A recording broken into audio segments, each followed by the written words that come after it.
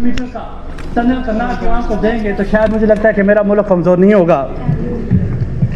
और सर जो ये रोड का जो NH70 का काम चल रहा है सर, मैं इसमें चाहूँगा सर कि करना में इसके बनने से कई इलाके इसकी ज़द में आ रहे हैं सर, कई फैमिलियों को डिस्प्लेस करना पड़ेगा सर, कई कब्रिस्तान कई मस्जिदें हमारी सर शहीद हो रही हैं। मैं चाहूँगा सर कि इसकी रीअलाइनमेंट की जाए नेचिया टू चित्रकोट सर, क्योंकि ये बड़ा कंजस्टेड एरिया है सर, और इसमें अगर रीअलाइनमेंट नहीं होती है तो सर काफ़ी लोगों का नुकसान होगा at the cost of the people sir. मुझे लगता है कि फिर ये मुझे लगता है प्रोजेक्ट नाकाबिले कबूल है सर।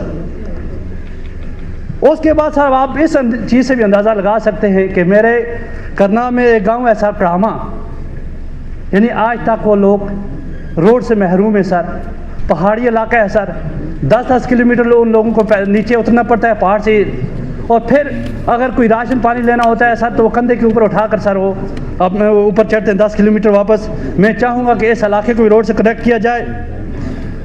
उसके बाद सर गुंडी गुजर जोशुआ में मैंने पॉइंट ऑफ आर्डर में भी अपने ये डिमांड रखी थी सर, गुंडी गुजरा सर और द्रगड़ 2 गाँव हैं मेरे सर जो पिछले 1 साल से रोड से महरूम है सर।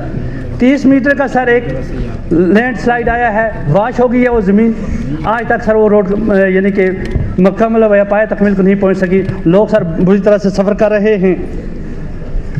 उसके बाद सर अगर हम ब्रिजेस की बात करेंगे सर हमारा गुंडी शाख में एक ब्रिज है, लगभग 10-15 साल पहले इसकी बुनियाद रखी गई, एक अबेटमेंट बना, दूसरे का आज तक सर यानी कि हमें अफसोस है, उन लोगों को अफसोस है कि अगर इसका ये दूसरा अबेटमेंट बन जाता तो लोगों को इससे क्या होती सर, सहूलत होती सर। इसके अलावा सर अलूसा में 2010 में हमारे ऑनरेबल चीफ मिनिस्टर साहब ने, उमर अब्दुल्ला साहब ने इसकी इनॉग्रेशन की। वहाँ पे एक ज़मींदार से जिसका नाम गुलाम मुहिद्दीन लुन है सर, उसने अपनी ज़मीन 4 कनाल दी कि मटेरियल डंपिंग के लिए। मटेरियल सर डंप हो गया, काम अलाट हो गया सर JKPCC को। जो मटेरियल डंप हो गया सर, शटरिंग मटेरियल 3 शेड वहाँ पे बनाए गए सर। 15 साल हो गए सर, पुल तो नहीं तामीर हुआ सर, लेकिन वो ज़मींदार जो था बेचारा गुलाम मुहिद्दीन लोन सर, वो ज़मीन बेचारा ज़मीन के अंदर चला गया। उसकी ज़मीन से आज तक सर वो मटेरियल इसी तरह पड़ा है। अब उसके 2 बेटे हैं, जंगीर लोन और तारक लोन सर, जो ये डिमांड कर रहे हैं गवर्नमेंट से कि खुदा रहा है ये जो सड़ा हुआ या जंग आलूदा मटीरियल है इसको उठाया जाए, क्योंकि सर उनके पास हुई 4 कनाल ज़मीन थी जिनसे उनका क्या सर ज़िंदगी गुजारा हो रहा था सर। मैं चाहूँगा सर कि ऑनरेबल मिनिस्टर साहब इसके बारे में एक कमेटी तश्कील दे और इन लोगों को बेचारे में जो भी इसमें फंसे हुए सर उनको क्या हो सके सर एक राहत यानी राहत दिलाने में हम कामयाब हो सके।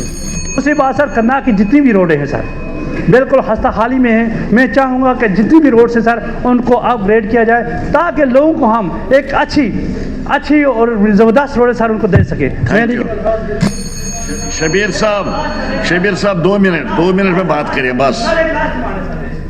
सर आप बहु भी जानते हैं ये कट ऑफ एरिया है, वहाँ पे टेंडरिंग वाला जो सिलसिला है सर, मुझे लगता है कि हम उन लोगों को महरूम करें सर।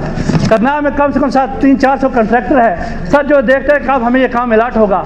टेंडरिंग कम से कम सर 2 करोड़ तक सर, 2 करोड़ से ऊपर सर टेंडरिंग होनी चाहिए ताकि मेरे लोग कंट्रैक्टर से सर वो भी अपने बच्चों के लिए काम करके उनके लिए भी क्या एक अच्छा लाइवलीहुड अपने बच्चों को दे सकें। आगे शुक्रिया।